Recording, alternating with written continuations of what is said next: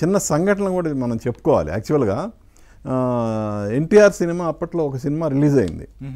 November 1వ తారీఖు కదా. సో అక్టోబర్ 30 రిలీజ్ అయింది. అక్టోబర్ ఇప్పుడు అక్టోబర్ 30 రిలీజ్ అయిన తర్వాత 1వ తారీఖు సినిమా తీసేయాలి థియేటర్లోంచి.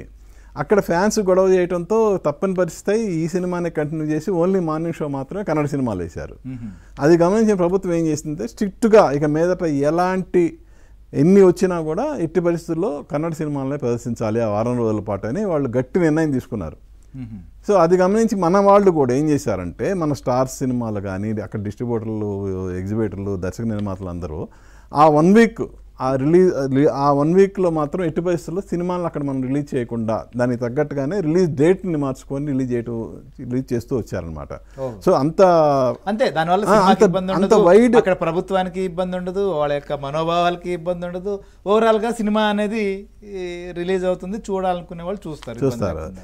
అంటే మన బిజినెస్ ఏరియా కూడా అది పెద్ద ఒక విధంగా మంచి అమౌంట్ వచ్చే ఏరియాలు అనమాట. అయితే ఇటీవల కాలంలో మనం చూస్తుంటే తెలుగు సినిమా ఇంతకుముందు నేను చెప్పిన సెంటర్సే కాకుండా ఇంకా మిగిలిన సెంటర్స్లో కూడా తెలుగు సినిమాకి అద్భుతమైన ఆదరణ అనేది లభిస్తూ వస్తుంది. ఇది చూసి కన్నడ భాషాభిమానులు ఒక విధంగా చెప్పాలంటే తట్టుకోలేకపోయారని చెప్పాలి. అందుకే వాళ్ళు ఏం చేశారంటే మెల్లమెల్లగా మనం తెలుగు సినిమాని కొంచెం అడ్డుకోవాలి అనేది వాళ్ళ ధోరణి వాళ్ళలో మొదలైంది. దానికి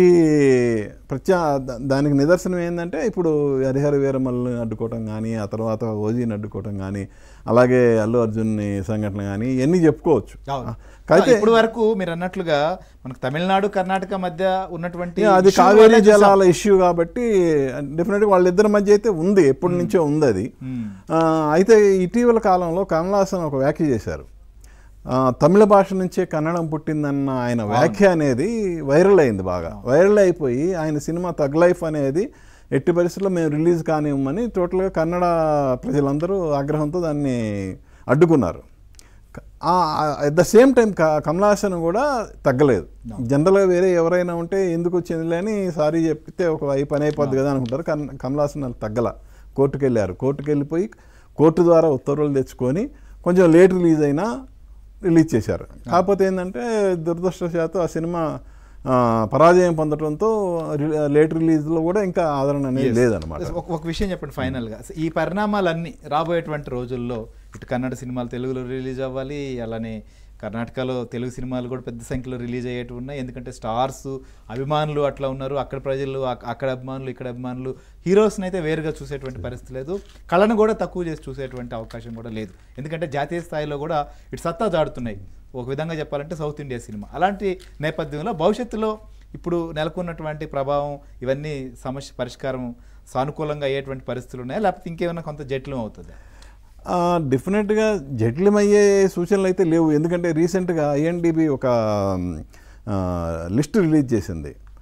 దాని ప్రకారం టోటల్గా టాప్ సినిమాలు ఏంటి, టాప్ 100 సినిమాలు ఏంటి అనేది వాళ్ళు ఒక లిస్టు రిలీజ్ చేస్తే అందులో తెలుగు నుంచి బాహుబలి 1, బాహుబలి 2, పుష్ప 1, పుష్ప 2, కన్నడ నుంచి KGF 1, KGF 2, 6 సినిమాలు నెంబర్ 1 ఆయా సంవత్సరాల్లో 2000 సంవత్సరం నుంచి 2025 వరకు తీసుకుంటే ఇందులో 6 సంవత్సరాలు ఈ సినిమాలే టాప్ ప్లేస్లో ఉన్నాయి. అంటే టోటల్గా సౌత్ డామినేషన్ అనేది ఎంత ఉంది అనేది అర్థమవుతుంది. సో అలాగే మన తెలుగు సినిమాలు కర్ణాటకలో ఆడాలి, వాళ్ళ సినిమాలు ఇక్కడ ఆడాలి. సో డెఫినెట్గా బిజినెస్ వైజ్గా చూసుకుంటే ఎలాంటి ఇబ్బంది ఉండకపోవచ్చు. అంటే అఫ్కోర్స్ భాషాభిమానం అనేది అప్పుడప్పుడు తలెత్తు ఉంటుంది.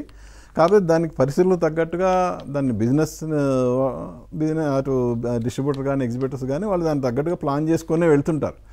అయితే దాన్ని రెచ్చగొట్టకుండా ఎంతవరకు శాంతింప చేసుకుంటూ ముందుకు వెళ్తే ఎలాంటి ఇది రాదని. ఇప్పుడు అదే పవన్ కళ్యాణ్ నా సినిమాను అడ్డుకున్నారు కాబట్టి నేను ఇక్కడ ఎందుకు ఇవ్వాలనే ఒక ఆలోచన అనేది చేస్తే డెఫినెట్గా అది పెరిగేది.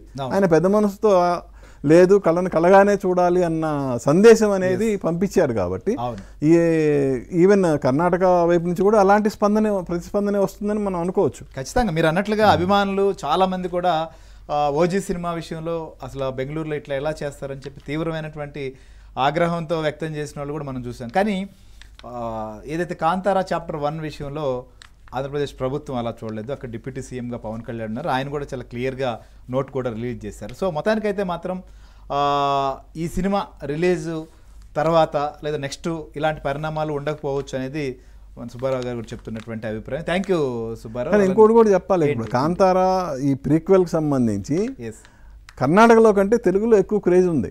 ఎందుకు?